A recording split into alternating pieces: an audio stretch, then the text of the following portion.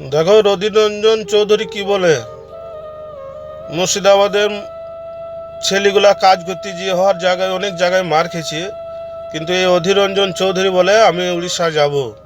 কিসের লেগে এটা হয়েছে সেইখানকার প্রশাসনের সাথে কথা বলবো। ভিডিওটা দেখো। আমি আগামীকাল উড়িষ্যা যাব। পরশুদিন সকালে উড়িষ্যার সম্বলপুরে সেখানকার পরিযায়ী শ্রমিক যারা মুর্শিদাবাদের এবং যারা বাংলার আছে তাদের সঙ্গে দেখা করব। উড়িষ্যাতেই আগামী দিনে আরো বড় আন্দোলন করবার চেষ্টা করব। দেখেছো ভিডিও? ভিডিও দেখেছো? এই লোক প্রতিটি গরিব মানুষের জন্য লড়াই করে। এই লোক হিন্দু মুসলমান সবারই সাথে চলে। আমি তো খুব ভালো একটা লোক মনে করি, এর মানুষের অনেক অনেক পছন্দ আছে।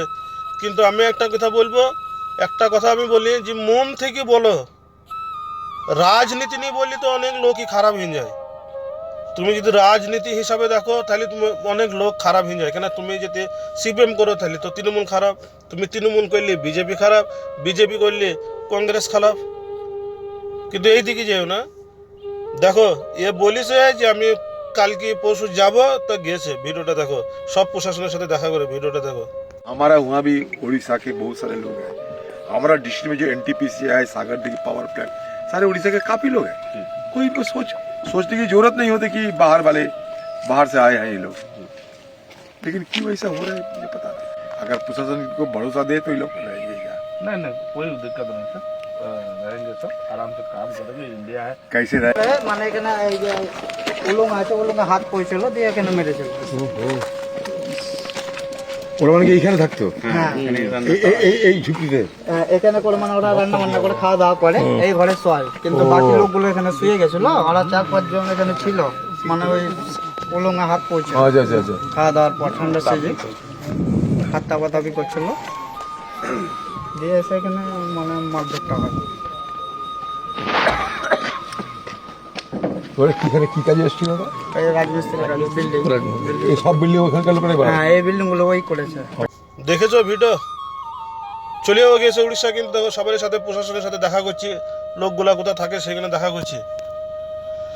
কিন্তু আমি এবার একটা মুর্শিদাবাদের লোকের কাছে প্রশ্ন করলাম যে কই তোমার ইস্যু পাঠান? সে তো মুসলমান। অধীর রঞ্জন চৌধুরী তো হিন্দু। অধীর রঞ্জন চৌধুরী তো হিন্দু। তুমি যে মুসলমানকে ভোট দিছো সেই মুসলমান কই? একটা কথা বলিছে? তৃণমূলের কোনো লোক গেল, তৃণমূলের কোনো লোক উড়িষ্যা গেল, তৃণমূলের লোক কেউ তামিলনাড়ু গেল, উড়িষ্যার লোক মানে তৃণমূলের লোক কই রাজস্থান গেল?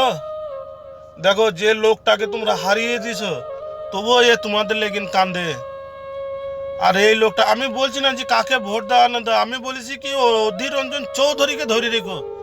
এই লোকটাকে সংসদ এমএলএ যেন সব ধারে রেখো, যে তোমার পার্লামেন্টে তোমার হি লড়াই করে।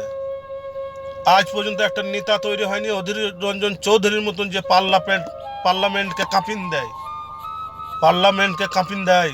নরেন্দ্র মোদীর ভাষণ শুনে, অমিত শাহ আর ভাষণ শুনে, জানো এমনভাবে লড়াই করে হিন্দু মুসলমান গরিবের জন্য। তাতে আমি বলি যে এই লোকটাকে হারায়ও না, এই লোকটাকে বাঁচিন রাখো। এই লোকটা অনেক কাজে লাগে গরিব মানুষের। কই ইস্যু পাঠান গুজরাটে কি করে ক্রিকেট খেলে না ক্রিকেট শেখায়? তুমি বলো নিজের বুকে হাত দিয়ে যে ইস্যু পাঠানকে কদিন দেখেছো বহরমপুরে?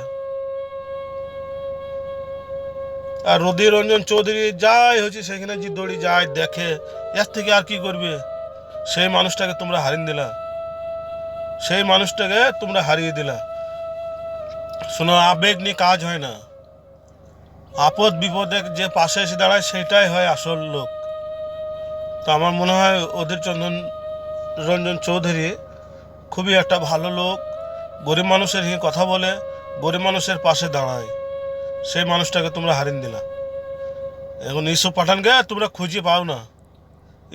ইউসুফ পাঠানকে খুঁজে পাও, থাকে গুজরাটে।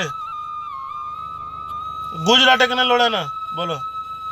গুজরাটে যে পশ্চিমবাংলার লোককে বাংলা ভাষা বললে পারে, যে আটকিন দিয়েছিল বাংলাদেশি বলি, কই গেছে সেখানে? যায়নি। তাই বলি যে শুধু রাজনীতি করো না, মানুষ চিনো, ভালো দেখো, সব কিছু করো, বুঝছো? তো যাই হোক, ভিডিওটা ভালো লাগলে শেয়ার করো, পরের ভিডিওতে আবার দেখা হবে, ঠিক আছে?